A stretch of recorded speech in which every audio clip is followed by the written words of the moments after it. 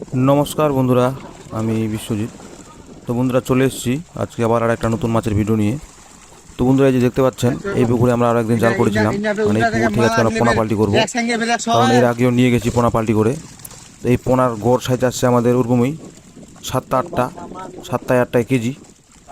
তো এই পুকুরে এর আগের দিন পুরো জঙ্গল ছিল পুকুরের ধারে অনেকটা করে, তো জঙ্গলগুলো পরিষ্কার করেছি।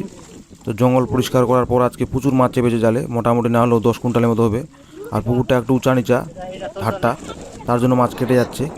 তো তাও আজকে ভালো এসছে। তো এর আগের দিন 4 কুইন্টালের মতো পার করে নিয়ে গেছি, আজকে 10 কুইন্টাল টোটাল। আমরা ওই পুকুরে 10,000 পিস রুই দিব, কারণ এই মাছটা আমাদের 1.5 মাসের মধ্যে 3টা ভাগা নিয়ে আসতে হবে।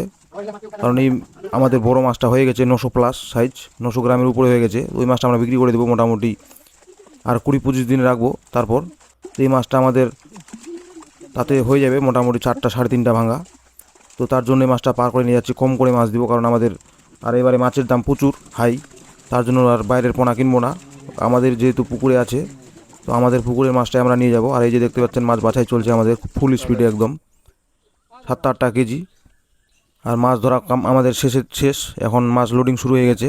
এই যে দেখতে পাচ্ছেন, মানে হাঁড়িতে করে নিয়ে আসা হচ্ছে মাছটা বয়ে, কারণ কাছাকাছি বলেছিলাম এর আগের ভিডিওতেও, যারা যারা দেখেছেন অবশ্যই বলতে পারবেন। তো এই যে মাছ রোজন চলছে ডাইরেক্ট কম্পিউটার কাটায়, মানে রোজন করে ছাড়ছি। যেহেতু বাড়ির পোনা হলে কী হবে, রোজন, কারণ সেই হিসাবে খাবার দিতে হবে পুকুরে আমাদের। রোজন না করে ছাড়লে মাছ উল্টাপাল্টা হয়ে যায়, হিসাব মিলে না মাছ বিক্রির সময়। আর ওজন করে ছাড়লে মাছটা ঠিক মতো হিসাব পাওয়া যায়, যে এতগুলো মাছ ছাড়া আছে আমাদের, এত পিস মাছ হবে। তো এই যে বন্ধুরা দেখতে পাচ্ছেন, আমাদের চলছে আজকের মাছ ছাড়ার প্রসেস। তো আমরা এক এক করে মাছ হাঁড়িতে করে নিয়ে আসছি জল দিয়ে পুরো একদম। আর মাছটা রোজন করে ছাড়া হচ্ছে পুকুরে, যেহেতু কাছাকাছি ডাইরেক্ট পুকুর পাড়ে একদম কম্পিউটার কাটার লাগিয়ে রোজন করে মাছটা ছাড়া হচ্ছে ধীরে ধীরে। আর এই যে দেখতে পাচ্ছেন, একবারে কতগুলো করে মাছ নিয়ে আসছে, মোটামুটি 40 কেজি, 45 কেজি, 50 কেজি করে, কারণ বাড়ির মাছ। আর পাটি মাছ এইভাবে অতগুলো ওজন দিলে পাটি মাছ নিতে চায় না। এই যে দেখতে পাচ্ছেন, মাছ ছাড়া হচ্ছে। মাছের টেম্পার দেখতে পাচ্ছেন, মাছ ছাড়ার সঙ্গে সঙ্গে মাছ চলে যাচ্ছে পুকুরে, এত স্পিড মাছের। কারণ এর আগের দিন জাল করেছিলাম, মাছটা লিটিং আছে, ফুল স্পিড আছে মাছের, তার মধ্যে ক্যালসিয়াম মারা আছে পুকুরে। এই যে দেখতে পাচ্ছেন, মাছ আবার নিয়ে এসছে, মানে মাছ আবার ঢালা হচ্ছে খোকোই হচ্ছে সুবিধা হয়। এবার মশারির নেটে হলে মাছটা লাফিয়ে বের হয়ে যায়, আর গোবর মধ্যে মাছটা ঢালে লাফাতে পারে না, মানে সুবিধা হয় বস্তার মতো।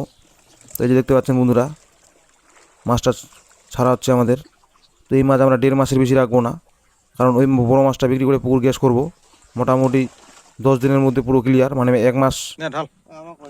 মোটামুটি মাছ বিক্রি করতে আমাদের 1 মাস লাগবে, আর পুকুর গ্যাস করতে আমাদের চলে যাবে 10 দিন 12 দিন। তো তাতে আমাদের 1.5 মাসের মধ্যে এই মাছটা 3টা 3.5টা ভাঙা আনার টার্গেট নিয়েছি। এখন সময় হলে বোঝা যাবে হবে কি না হবে, কিন্তু আশা করা যায় হয়ে যাবে। কারণ এই মাছটা আমরা ছেড়েছিলাম পুকুরে 40টা লাইনের 2-2.5 মাস আগে, 2-2.5 মাস বয়স, মানে 2 মাসের একটু বেশি হচ্ছে।